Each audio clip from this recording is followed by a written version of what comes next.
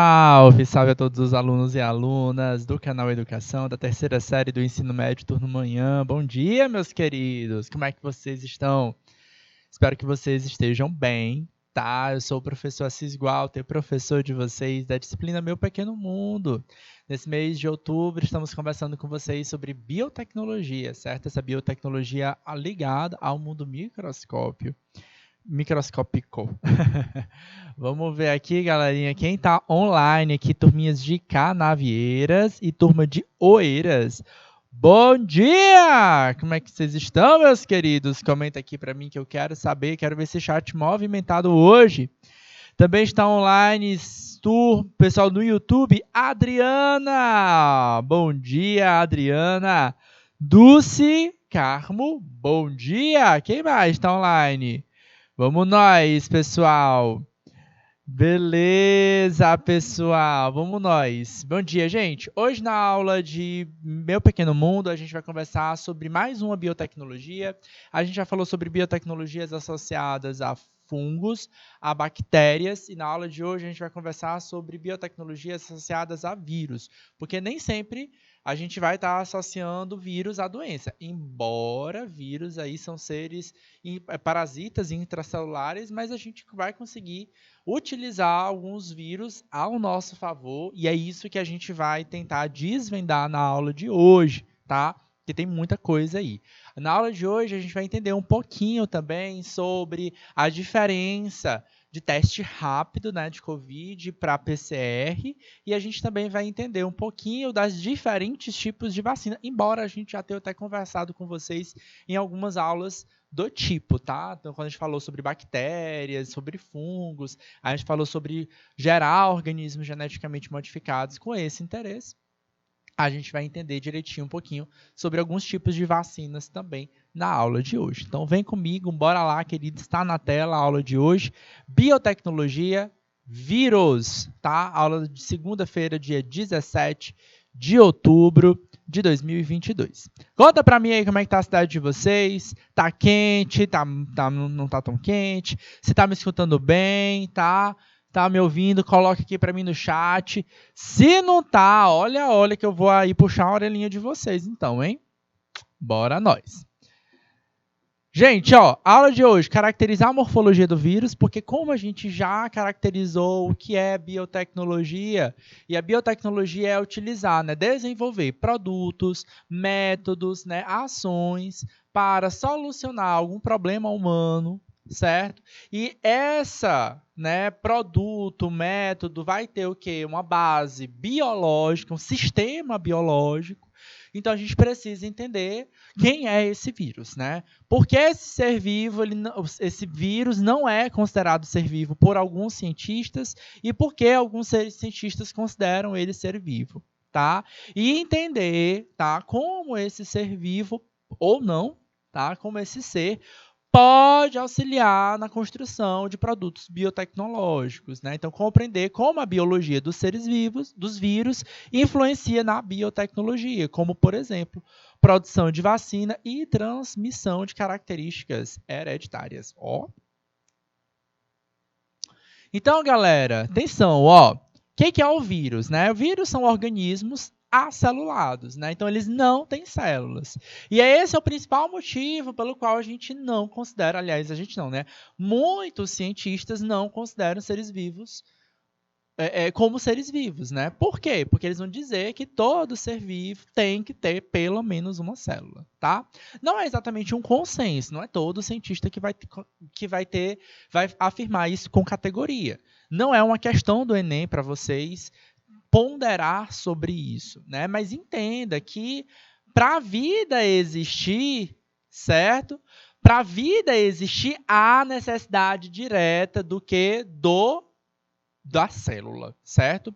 O vírus, embora ele não tenha uma célula, mas ele precisa dessa célula para a execução das suas atividades vitais, né? Para ele poder se reproduzir, gerar outros organismos, gerar substâncias de interesse dele, tá bom?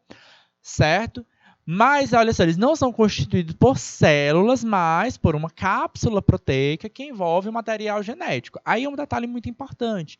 Embora ele não seja um ser vivo, ele tem uma estrutura, né, que o envolva, né, que o circule, e ele tem material genético próprio, material genético dele, né? E esse material genético pode ser uma molécula de DNA ou RNA ou ambos. Tá? Inclusive, isso ajuda a gente a classificar os organismos e vai ser muito importante que vocês entendam, por exemplo, alguns tipos de vírus conforme o tipo de molécula de material genético que eles têm. Alguns vírus, além da cápsula, podem ter um envelope de lipídios que reforça a sua proteção. É quase como se fosse uma membrana plasmática, não é uma membrana plasmática, tá? Mas é quase como se fosse uma membraninha, certo? Em volta. E claro que essa membrana, ela vai ter também proteínas que ajudam ao reconhecimento. Tá? Normalmente, todos os vírus eles são muito específicos, eles infectam células muito específicas em qualquer organismo que ele venha a parasitar. Portanto, todos os vírus são organismos parasitas obrigatórios. E isso é uma característica que é observada pelo ser humano como estratégia para justamente manipular a genética de alguns outros organismos. Nessa imagem, galera, a gente está observando o que? Diferentes tipos de vírus para vocês terem algumas visualizações, tá? Não existe escala gráfica e é muito difícil a gente conseguir visualizar eles utilizando microscópios, tá? Até que a gente consegue fazer algumas visualizações, mas não é tão bacana. Tá? Existem vírus, sim, que são muito grandes, tá? Mas a grande maioria são muito pequenos. Certo? Alguns têm formatos bem característicos, né? Como, por exemplo, o primeiro vírus que vocês estão observando, ele é chamado de bacteriófago, tá? Esse bacteriófago, tá? Ele é um vírus que infecta especificamente uma bactéria, certo? Então, existem algumas imagens que evidenciam ele, parece um robozinho, certo? Ele vai ter um material genético que normalmente é de DNA, certo? Envolvido por uma cápsula e a gente vai ter um corpo também proteico, certo? E é esse corpo que entra em contato com a parede celular e consegue injetar material genético para dentro da célula bacteriana, certo? Nós vamos ter, ó, o segundo vírus aqui é o vírus do mosaico do tabaco. Tá? Mosaico do tabaco. Tabaco, professor? Sim. O tabaco que faz o cigarro, né? Beleza? É uma planta comum, típica, certo? E ele pode ser infeccionado, como as plantas podem ser infeccionadas. Você sabia que planta adoece? Tá? Planta adoece, tá? Algumas infecções de fungos, de bactérias e de vírus, tá? Podem ser transmitidas de planta a planta, por exemplo, pelo manuseio, tá? De instrumentos de corte, por exemplo, tesoura de poda, as pás de escavar, por exemplo. Então, a gente pode acabar fazendo essa contaminação cruzada, tá? Então, é uma preocupação muito grande do engenheiro agrônomo, por exemplo, de não contaminar. Tá? Algumas características podem ser observadas, né, em plantas doentes, como, por exemplo, pigmentação, né, manchas amarelas em torno das folhas, e acaba gerando muito prejuízo para quem produz aquele tipo de planta. Tá? Outros dois tipos de vírus que a gente vai ter, pode colocar na tela a imagem mesmo? Valeu. Ó, dois tipos de imagem que a gente vai ter aqui, ó, são tipos de vírus que a gente vai ter. É um adenovírus, como a gente vai ver aqui, é um vírus bem característico, certo? Ele vai ter, ó, o material genético lá dentro. E como a gente viu, ó, esse material genético é de DNA. E ele vai ter uma cápsula proteica. Essa cápsula proteica chama de capsídeo, certo? O que é esse capsídeo? É um envoltório, né? Como se fosse uma cápsula de proteção para proteger o que? O material genético. E essa cápsula de proteção, ela tem várias proteínas. Algumas proteínas elas são específicas para serem reconhecidas, tá? Então, elas servem para tanto reconhecer a célula específica que ela vai parasitar, como ser reconhecido por essa célula, para dizer para que essa célula que vai ser parasitada, dizer, olha, isso aqui é uma coisa boa, né? Mas só que ela é enganada, né? Então, ela reconhece como uma estrutura comum, e aí ela permite a entrada daquele vírus e ele é infeccionado, tá? Lá dentro daquela célula, esse DNA viral vai se conectar ao DNA da célula parasitada e aí, consequentemente, essa célula vai conseguir seguir o seu ciclo. Tem dois tipos de ciclos do vírus. O ciclo lítico, tá? E o ciclo lisogênico, tá?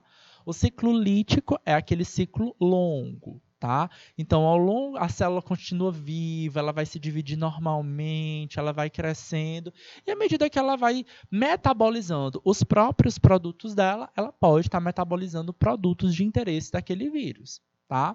O ciclo lisogênico, tá? É um ciclo de vida curto. A célula logo morre, tá? Então, logo que o DNA é incorporado ao DNA, logo que o DNA viral, ele é incorporado ao DNA da célula infectada, ele impede o funcionamento usual daquela célula e a célula passa a viver em função daquele vírus. Então, todo o metabolismo ele é voltado para produzir estruturas e componentes importantes para aquela célula, tá? Entender que existem esses dois caminhos é muito importante para entender o grau de patogenicidade, tá? Então, o grau de toxicidade e de morte que esse vírus pode promover, tá? Por fim, a gente vai ter um tipo de vírus típico da influenza, que é um vírus clássico da gripe. Por exemplo, são exemplos de vírus da influenza, o H1N1, certo? Que foi pandemia lá em 2009, tá? Ele é um vírus que, além de um capsídeo, então aqui por dentro, ó, observa que a gente tem aqui ó, um capsídeo. E por fora, a gente vai ter o que a gente chama de envelope.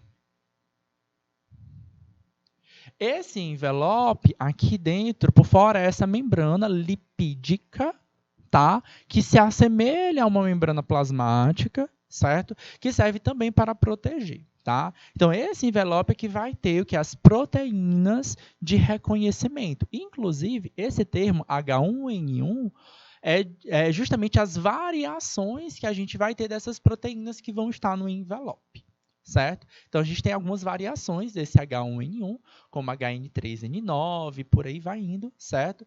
Então, algumas questões até apontam, explicam um pouquinho melhor sobre isso, tá bom? Então, são os tipos de proteínas que fazem o reconhecimento das células pulmonares que causam doença na gente. H1N1 foi conhecido pela gente como a gripe suína, afetou muito a população mundial, certo? Até hoje afeta muito, tá? Tem muita gente que morre de H1N1 e a gente precisa tomar bastante cuidado. É uma gripe, ela se transmite diretamente pessoa por pessoa, não precisa de vetor, certo? E principalmente através do contato, através de vias aéreas, né? Gotículas de saliva, né? Compartilhamento de copos, né? Beijar, né? Enfim, né? Pegar em algum objeto contaminado e pegar nas partes com vias aéreas, né? Na boca, no nariz, nos olhos, né? Isso faz a contaminação cruzada ser mais eficaz. Outros vírus vão ser considerados envelopados, assim como é o caso do vírus influenza, tá? O vírus da COVID, tá? Que é o SARS-CoV-2, ele também é um vírus envelopado, tá? Esse vírus aqui, ó, galera, é um vírus envelopado, tá? Esse vírus aqui é conhecido por vocês como vírus do HIV. Vamos nós. Quero saber se vocês estão ligados, estão prestando atenção nessa aula, viu? Pessoal de São Francisco do Piauí, Canavieiras, Oeiras, Dulce Carmo, Adriana Souza. Vírus do HIV causa que doença? Comenta aqui para mim no chat. Quero saber quem está ligado. Não pode errar esse tipo de questão, hein? HIV causa que doença? Comenta aí. Enquanto vocês vão comentar para mim o que o HIV causa, tá? Vou mostrar aqui para vocês direitinho a morfologia deles, tá? Então, ó, a gente vai ter um envelope, certo? Que esse envelope aqui, ó, é uma membrana lipídica.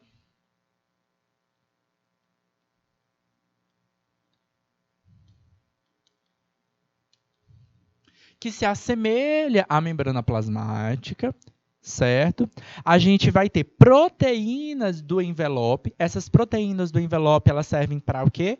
Para serem reconhecidas pela célula infeccionada, certo? Valeu, Dulce Carmo, valeu, Adriano. Olha, ó, HIV é o vírus que causa a doença de AIDS. E isso aí eu quero chamar a atenção para vocês diferenciarem o que é um agente infeccioso, né, um agente patológico, quem causa a doença, da doença em si. As pessoas acabam confundindo, certo? Eu não preciso ter AIDS, não confunda, estar doente por estar infeccionado, ter a infecção. Tá? Não é à toa que a gente fala dessa diferença, né, da doença sexualmente transmissível e da infecção sexualmente transmissível, né? Porque a AIDS, né, ela é uma doença sexualmente transmissível, né? A gente pode se infeccionar através do sexo, mas existem outras formas da gente acabar se infeccionando com o vírus do HIV, como, por exemplo, seringas compartilhadas, né? Transfusão de sangue de pessoas contaminadas para pessoa não contaminada, certo? Troca de sangue por algum outro artefato.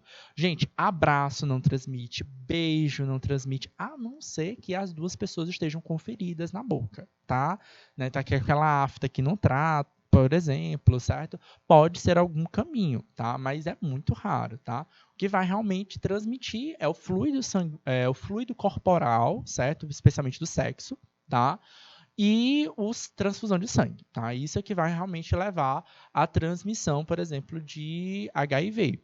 Mosquito, picada de mosquito de uma pessoa para outra também não transmite esse vírus, tá?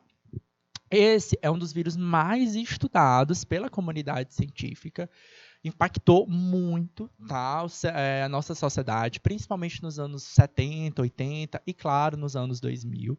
Até hoje, a gente não desenvolveu vacina, tá? Então, justamente pela dificuldade, tá, desse vírus. Sim, é um vírus que foi muito estudado, mas a gente não consegue produzir vacina viável, tá, possível para ele até hoje, certo?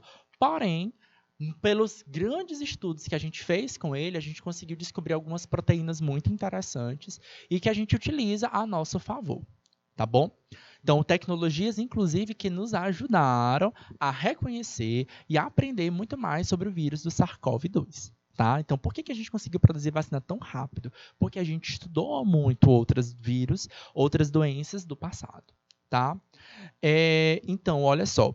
Proteínas do envelope, elas ajudam a reconhecer e serem reconhecidas pelas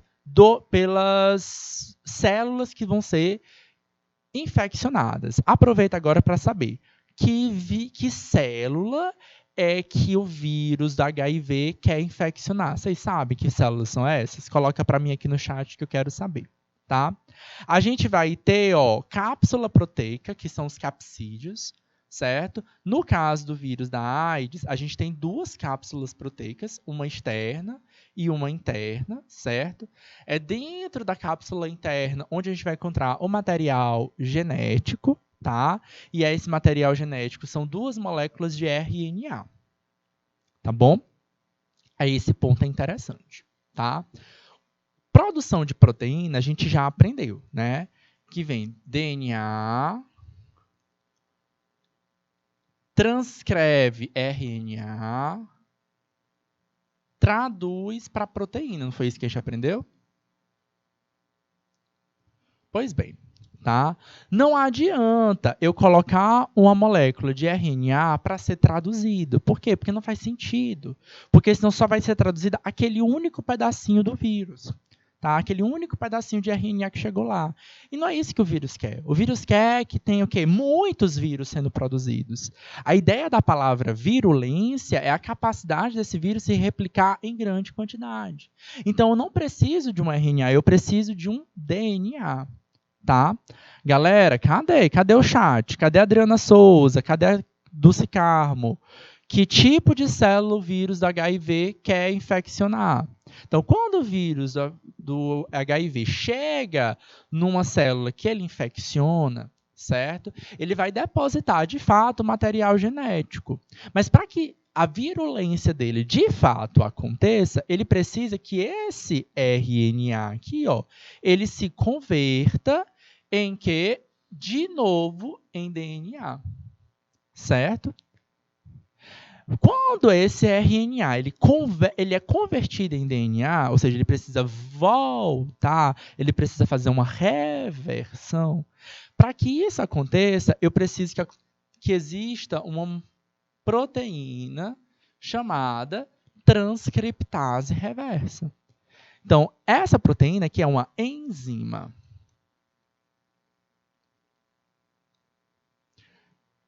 É uma enzima, é uma proteína, certo? Que tem a função de reverter o RNA viral em DNA, para que esse DNA consiga se localizar, colocar dentro da célula parasitada, certo?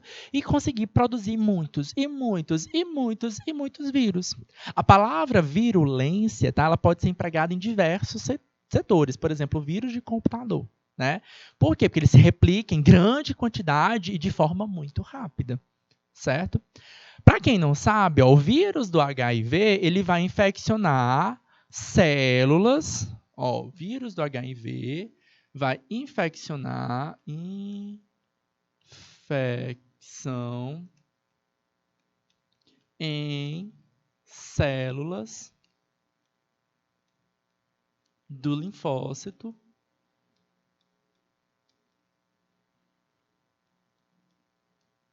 T, certo? Então, para quem está perguntando aí, ó, vírus do HIV infecciona que tipo de célula? Infecção de células linfócito T. São células de glóbulo branco, certo? Tem várias células de glóbulos brancos. Teve até uma aula que eu mostrei para vocês alguns tipos de glóbulos brancos para vocês, né? Granulócitos, não granulócitos. Tá? As células do linfócito T são células de defesa do nosso corpo, que servem para proteger. Elas produzem anticorpos. Tá? E aí o que acontece? Tá? O termo HIV vem justamente disso. É o vírus, tá? Da imunodeficiência humana. Então, o que acontece? Vírus que vai chegar na célula do linfócito T e vai destruir, ela mata a célula de defesa do nosso corpo. E aí a gente perde a capacidade de produzir anticorpos e defender o nosso corpo de outras doenças. Uma pessoa que é imunodeficiente, tá? Ela é muito mais suscetível a diversas outras doenças. Agora eu quero chamar a atenção aqui de vocês uma coisa. Tá? Não confundam. Uma pessoa que uma pessoa que é imunodeficiente não é uma pessoa aidética, tá? Ela pode até ser uma pessoa aidética, uma pessoa que tem AIDS, mas outros fatores podem reduzir a minha imunidade. Pessoa que faz tratamento de câncer, por exemplo, pessoas que têm outros tipos de doenças podem diminuir a eficiência no processo no sistema imune, tá? Porque eu já ouvi alguns alunos acabam confundindo. Pega a palavrinha lá, imunodeficiência e já associa a HIV, já associa a AIDS. Então, cuidado, tá? Por exemplo, agora durante a Covid, né? Então, foi um dos grupos prioritários a tomar a vacina da Covid. Quem? Os grupos que tinham imunidade baixa. E vários fatores podem levar a esse quadro, né? Câncer, por exemplo, pode ser um desses fatores, tá bom?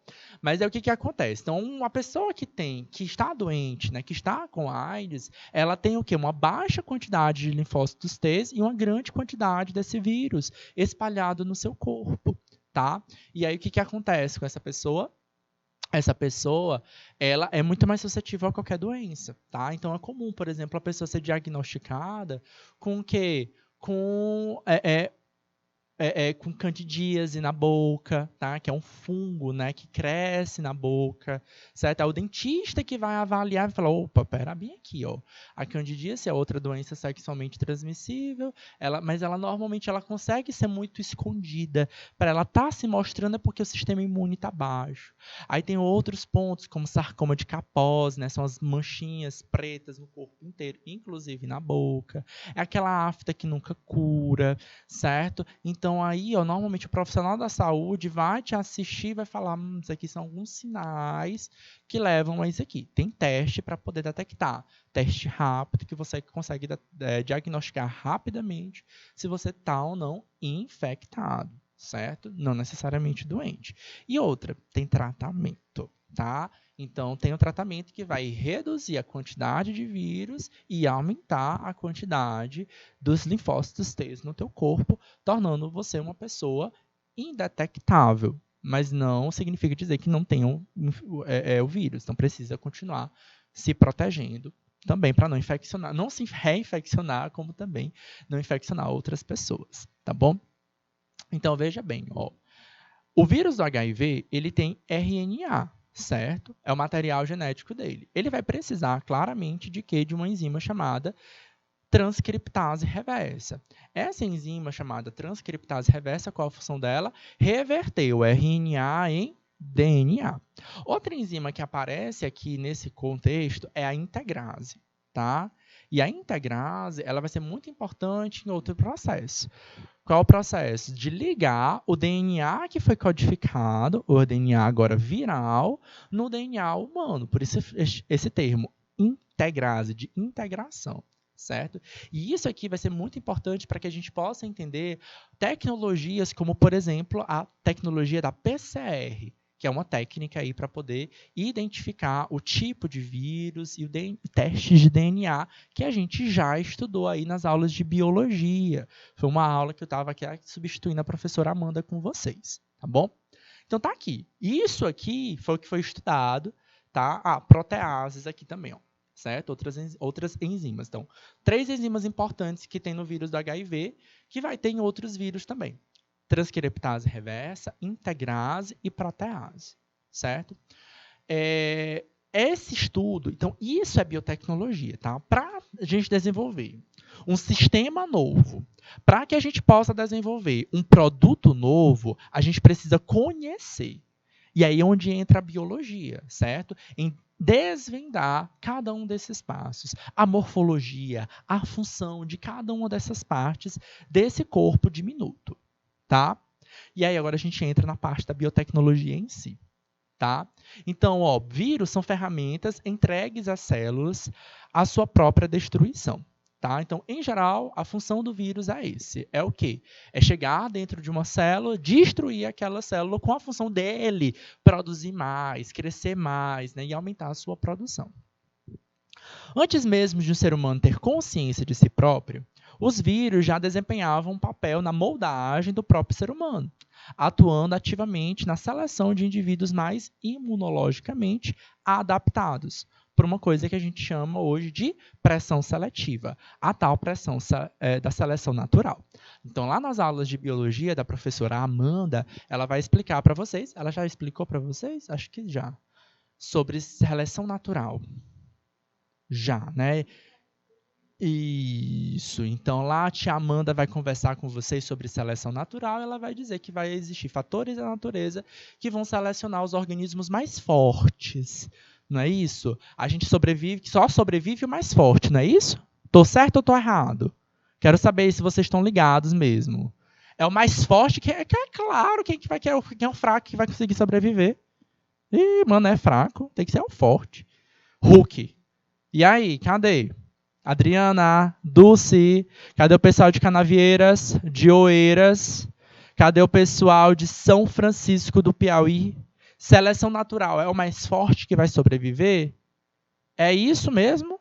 Ó, que eu vou botar como verdade, porque foi a turma do 3º ano do canal Educação que me disse. Confirmou. Quem cala, consente. É isso mesmo? Quem calou, consentiu? Ó, Adriana já se manifestou aqui. Não, professor, não é o mais forte, não. É o quê? Não é o mais forte, é o mais adaptado. É o mais adaptado, gente. Certo? Então, nunca diga que é o mais forte, é o mais adaptado. É quem tem alguma estrutura, alguma característica que produza, certo? Uma forma de defender. Então, desde que o ser humano começou a se transformar neste ser humano que a gente conhece hoje, a gente vem adoecendo. Alguns morrem, outros sobrevivem. Quem vai sobrevivendo? Quem tem alguma característica para sobreviver é aquele parasita.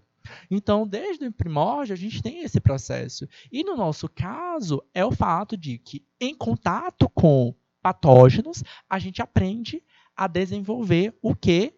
Anticorpos. Então, não foi à toa que a gente desenvolveu esse negócio chamado anticorpo, tá? A gente desenvolve esse anticorpo à medida que a gente tem um contato com a natureza viral. Isso vai ser muito importante para o desenvolvimento da primeira vacina, certo? É porque eu não quero vocês calados, Adriana. Turma calada não tá certo. Eu conheço vocês de outras épocas, viu, senhorita Adriana? E eu sei que vocês são muito participativos, tá? Não sei que timidez é essa que vocês estão nessa aula de hoje. Tá bom? Beleza? Pois vocês já anotaram no caderninho agora? Todo mundo anotou? Quem sobrevive na seleção natural é o mais adaptado. E quem é que está selecionando? A natureza. E essa natureza pode ser a temperatura, pode ser uma planta, pode ser uma carne, pode ser um animal, pode ser um vírus. E o vírus foi selecionando os indivíduos, tá? O vírus, galera, ele quer uma pessoa que morra? Claro que não, porque se a pessoa morrer, pensa aqui comigo, ó. Se um vírus ele é altamente... ele tem uma capacidade de matar o passageiro não, o hospedeiro, tá? Dele de forma muito rápida, tá? Então, 100% ou 90% das pessoas que adoecem morrem, não é interessante para aquele vírus. Por quê? Se todo mundo que é hospedeiro dele morre, ele vai ficar sem ninguém para ele poder crescer, certo? Então, você vai ver que tem a maioria dos vírus causam mal danado pra gente, mas a maioria das pessoas, muita gente não morre, tá? Quando surge um vírus novo, os estragos aumentam. A gente ganha essas proporções, como foi agora o caso desse vírus da Covid-19. Aumentou um número gigantesco, milhares de pessoas morreram ao longo do mundo, tá? Mas se você for ver um vírus da gripe, a gente não vê lá que tanta gente morre. Até hoje a H1N1 mata a gente, certo? Mata. Certo? Mas você não vê esse número tão grande, porque não é interessante para o vírus também. Então, esse é um processo evolutivo que passa muito tempo. Aí, agora, para entender isso bem aqui, está no aspecto da geração de anticorpo. E vamos ver como isso influencia diretamente o processo de produção de anticorpos. Olha só. Como os vírus utilizam células do hospedeiro para se reproduzir, não é fácil matá-lo. Portanto, a forma mais eficaz de controlar as doenças virais é evitando o contágio por meio de vacinas. O uso indiscriminado de antibióticos, além de ineficaz no tratamento de doenças virais, pode tornar as bactérias resistentes. Outro ponto importante, antibiótico é para tratamento de bactérias. Trata bactérias. E não vírus, certo? E não vírus. Nessa imagem aqui é um esquema, tá? Mostrando para para ilustrar para a gente como foi o processo de criação da primeira vacina, tá? Tá aí, ó. Em 1789. O pessoal conseguia ver um vírus naquela época? Claro que não, eles nem entendiam muito bem quem era esse ser que causava as doenças. Mas em 1789, o naturalista britânico Edward Jenner observou que pessoas que trabalhavam ordenhando vacas, o que é isso? Tirando leite de vacas, e essas vacas tinham a doença da varíola, certo? E essa varíola causava umas feridinhas. Então, na hora da ordenha, as pessoas estavam lá ordenhando, elas não ficavam doentes, porque era uma doença da vaca, não era doença da pessoa. Mas as pessoas que estavam lá no processo de ordenhar, de tirar o leite daquela vaca, elas não desenvolviam a varíola. Aí ele ficou, ué, o que essas pessoas têm que as outras pessoas não têm? Será que a função, será que o trabalho que elas tinham em ordenhar as vacas fazia isso? E a resposta foi que sim. Né? Então ele começou a fazer alguns testes e começou a observar que sim. O que quer dizer com isso? O que isso tem a ver com evolução, galera? O que eu disse para vocês, tá? Há milhares de anos, os nossos organismos, os seres humanos que foram selecionados, foram seres humanos que tinham a capacidade de desenvolver e de produzir o quê? Anticorpos. E como é que a gente desenvolve anticorpos? A gente nasce com eles? Não. A gente começa a produzir à medida que a gente tem contato com a natureza. Quando a gente é criança, que bota a mão no chão, bota a mão na boca, bota a língua no corrimão, né? Criança adora fazer essas coisas, né? E aí o que acontece? A gente vai adoecer, a criancinha começa e tá com o nariz escarrando o tempo todo, tá doente com muita facilidade. Por quê? Porque ela está desenvolvendo os anticorpos dela, certo? E aí é isso que acontece com a gente. Ao longo da evolução, foi selecionados seres humanos que desenvolviam anticorpos, e nós desenvolvemos. Nesse caso aqui, o que aconteceu? O ser humano estava em contato. Quem que ser humano? O ser humano que trabalhava na ordenha da vaca. Com um outro vírus, com um vírus que adoece as vacas. Galera, presta atenção aqui. Vírus contamina células específicas. Então, vírus de cachorro fica em cachorro, vírus de gato fica no gato, vírus da vaca fica na vaca. E vírus do humano fica no ser humano. É claro que uma hora ou outra, esses vírus acabam se misturando. Mas o que foi que aconteceu? Os seres humanos que ordenhavam a vaca, eles tinham contato com aquele vírus. Só que aquele vírus não tinha capacidade de atacar as células humanas. Então, o que aconteceu é que o sistema imunológico humano aprendeu a reconhecer aquele vírus da vaca e começou a produzir anticorpos para aquela vaca. Aí surgiu a primeira vacina do mundo. E essa vacina é a vacina que a gente conhece como a vacina atenuada. Então, quando vocês virem aí, desenvolveu-se uma vacina. Agora, durante a Covid, a gente teve várias vacinas, né? Coronavac, Johnson, AstraZeneca, tem vários tipos, né? Cada um usou um modelo diferente. Usar um modelo de uma vacina atenuada é usar uma vacina de um vírus já conhecido pelo ser humano, pelo cientista humano, certo? Já conhecida pelo cientista humano, certo? E aí, o que ele faz? E ele já sei que aquele vírus não causa grandes males ao ser humano. Então, quando o ser humano conhece muito bem essa estrutura viral aqui, eu posso colocar um vírus que não cause danos, mas eu posso apresentar ao ser humano, para fazer com que o ser humano ele possa desenvolver um anticorpo para aquele organismo. Então, quando o coronavírus, né, o Covid-19 foi detectado pelo mundo, a gente foi querer conhecer quem era essa família de vírus, que a gente chama de coronavírus. Tá? E a gente foi ver que já existia outras doenças. Lá em 2002, teve um surto epidêmico muito grande no mundo do vírus SARS.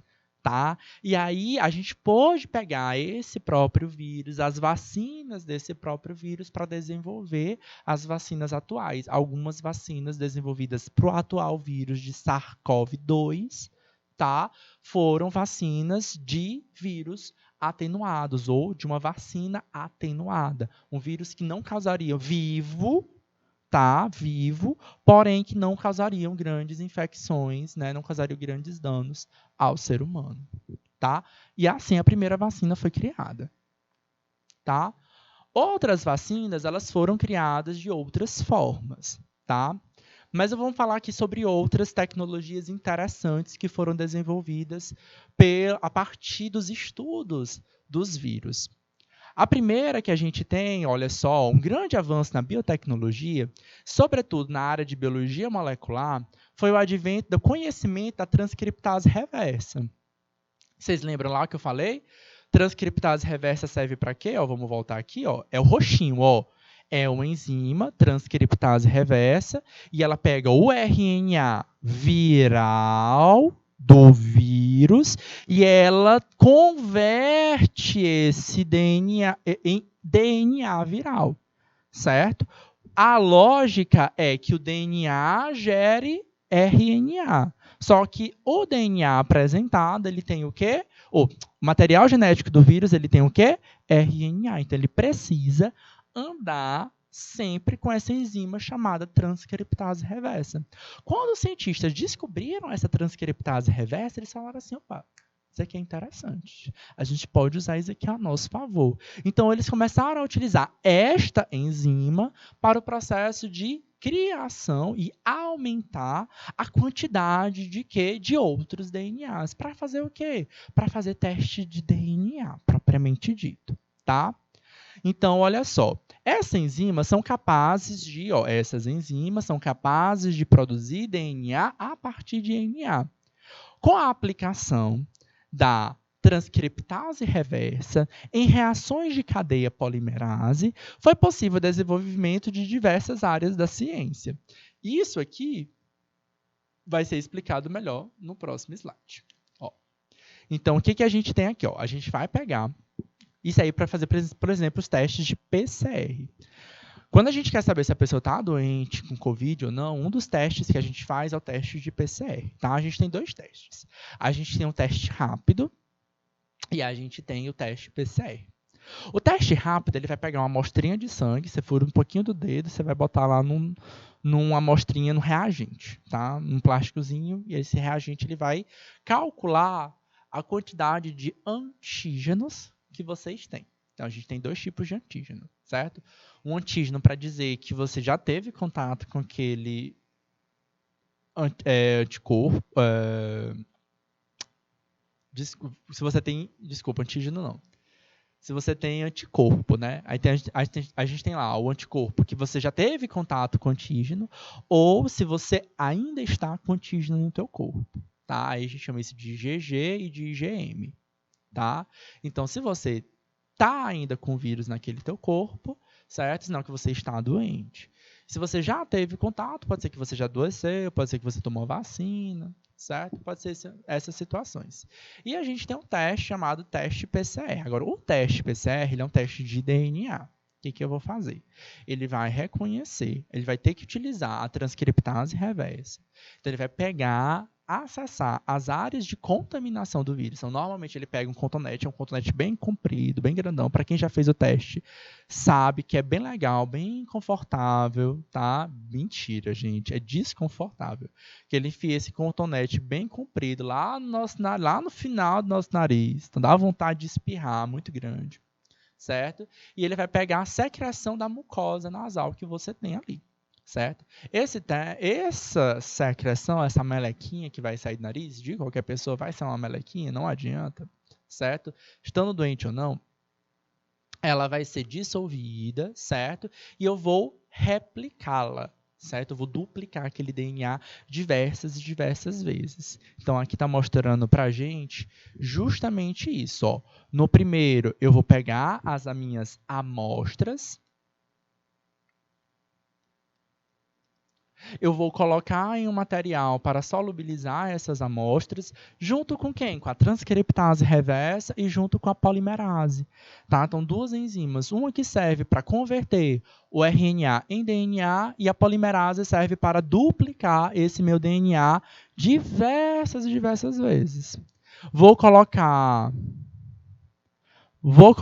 num equipamento, e aí esse equipamento vai fazer aquele teste de DNA que a gente fez até algumas questões sobre ele, certo? E aí eu vou ter a certeza se o DNA que está ali no corpo humano é um DNA do vírus do SARS-CoV-2 ou não, certo? E aí a gente pode ter a certeza se a pessoa está, de fato, com o vírus no corpo ou não está com o vírus naquele corpo, certo? Então, um dos testes mais seguros que a gente tem é o teste PCR.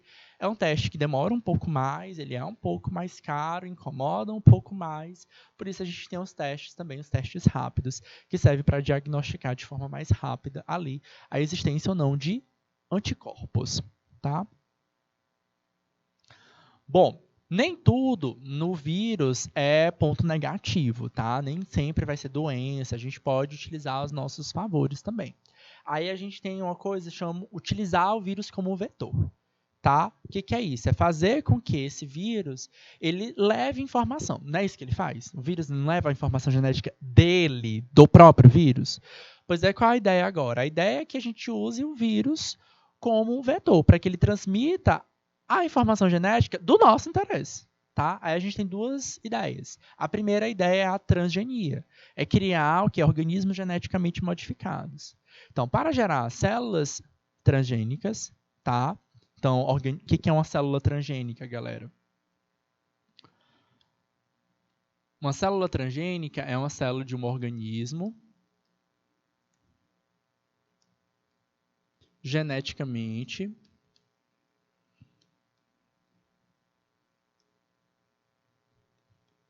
modificado. Certo? Alguns grupos de pesquisas fazem vetores de retrovirais. O que é esse vírus que tem RNA na sua composição de material genético. Que além do material genético, também vai gerar e utilizar enzimas integrases. O que foi que eu disse? É aquela enzima responsável por inserir o DNA do vetor, né, do vírus, mas não é qualquer DNA, é o DNA de interesse humano, que vai carregar aquele gene do próprio interesse, tá? Junto ao DNA da célula impactada, certo? Então, é uma forma das pessoas criarem organismos geneticamente modificados. Eles podem fazer isso, por exemplo, para que algum fungo, por exemplo, seja infeccionado, certo? E esse fungo infeccionado possa produzir uma substância de interesse, por exemplo, certo? Então, está mostrando aqui, por exemplo, no esquema da transgenia, certo? Então, a gente tem um DNA viral, certo? Eu vou colocar dentro desse vírus um gene, né, do meu interesse, certo? Esse vírus vai ser apresentado à célula, à célula hospedeira, e essa célula hospedeira vai passar a produzir o quê?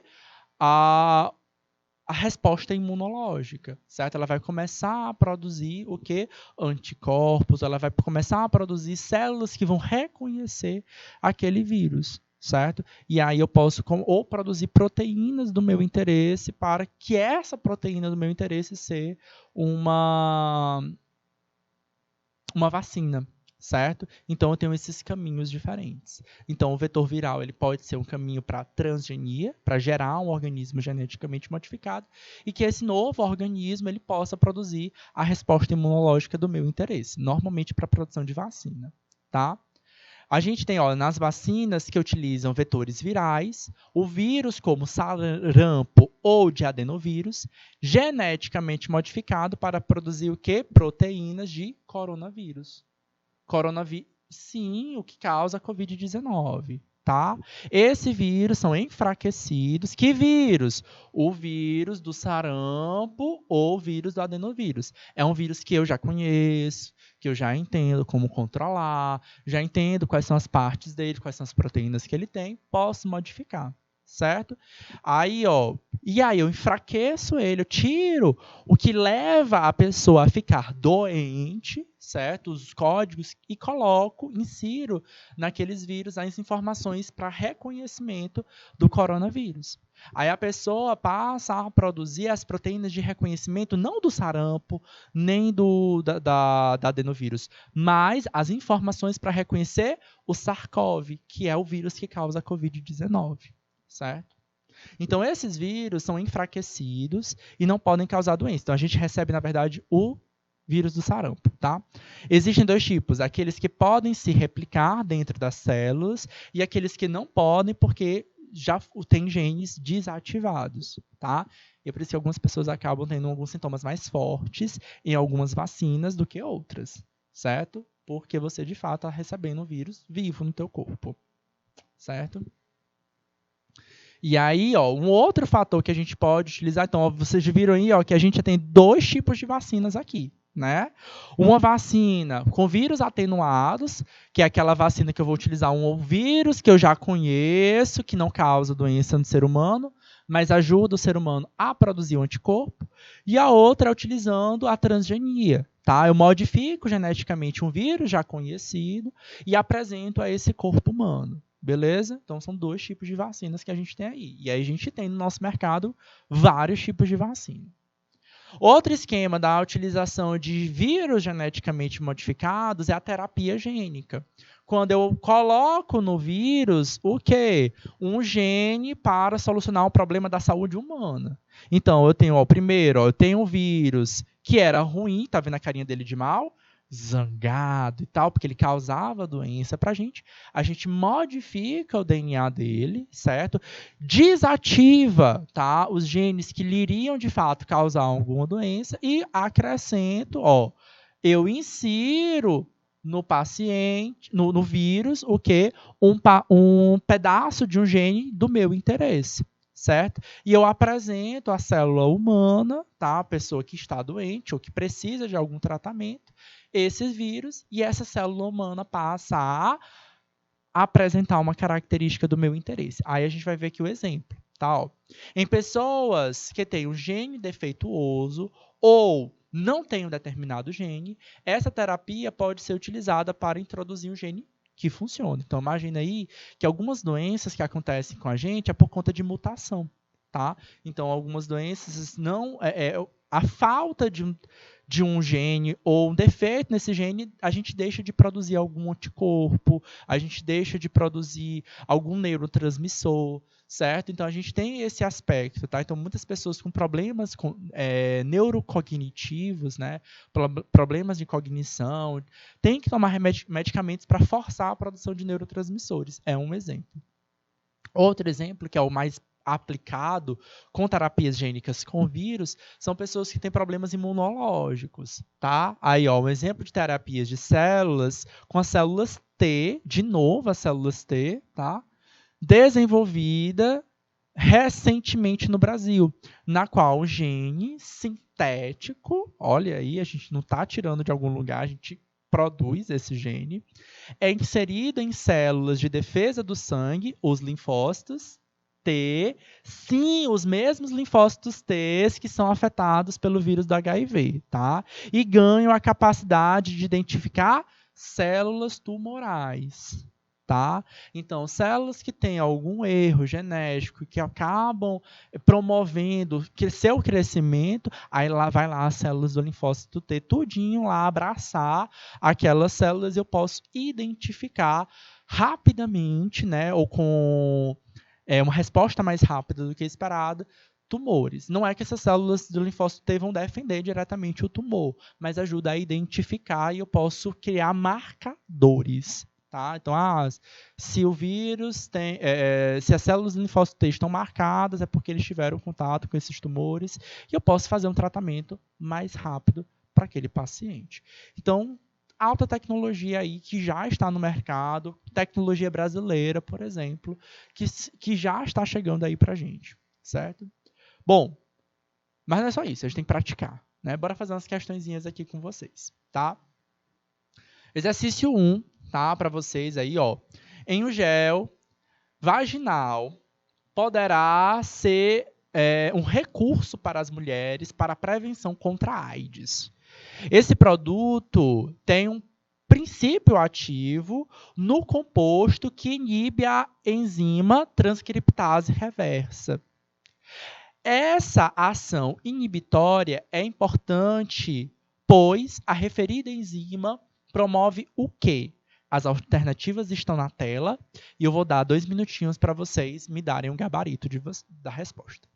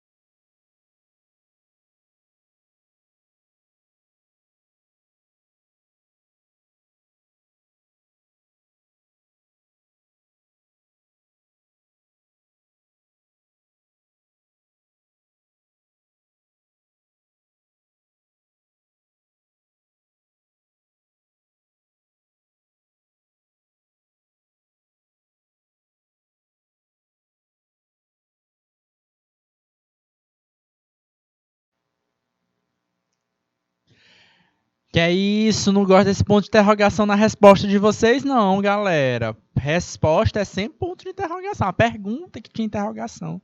Já falei isso para vocês. Vão ter certeza, confiança, vai dar certo. Mas bora lá. O que está acontecendo aqui? Ó? Um gel vaginal poderá ser utilizado para mulheres para prevenção contra a AIDS. Galera, isso aqui são tratamentos, são formas diferentes da gente poder se prevenir. Tá? E existem várias formas do tipo. Tem géis, tá? Que tem essa inibição, tá? Não só do vírus da HIV, mas contra outros vírus, outros patógenos que acabam se que podem causar alguma doença sexualmente transmissível, tá? É interessante que essa prevenção seja combinada, tá? Camisinha e outros processos para garantir a maior proteção, tá? Esse gel ele vem com o princípio que inibe a transcriptase reversa. É só lembrar qual a função da transcriptase reversa. A transcriptase reversa pega o RNA e converte em DNA. Essa é a função da transcriptase reversa. E se ela inibe, ela impede que a gente gere DNA e que esse DNA infeccione as células dos linfócitos T. Então, a ação inibitória é importante, pois a referida enzima faz isso aqui. Qual a alternativa vai me dizer que ela faz isso aqui? Ó, RNA em DNA. A alternativa A, ela corta a dupla hélice do DNA produzindo molde? Não. B, produz moléculas do DNA viral que irão infectar as células sadias? C, polimeriza a molécula de DNA, tendo como molde o RNA viral? C, D, promove a entrada do vírus da AIDS no linfócito T? Não. E, sintetiza nos nucleotídeos que compõem o DNA viral, certo? Galera, a resposta mais completa para a gente aqui seria justamente a alternativa C. Beleza, Dulce Carmo? Então, tira essa perguntinha aí, que você estava certíssima. Então, confiança. Questão 2. Temos tempo? Ou já encerrou o tempo? Saiu para mim aqui o timer. Tem 1 minuto? Vamos tentar fazer junto. No ano de 2009, registrou-se um surto global de gripe causada por uma variante do influenza A, designada H1N1. A Organização Mundial da Saúde solicitou que países intensificassem o seu programa de prevenção para que não houvesse uma propagação da doença. Uma das ações importantes recomendadas pela OMS era a higienização adequada das mãos, especialmente após tossir e espirrar.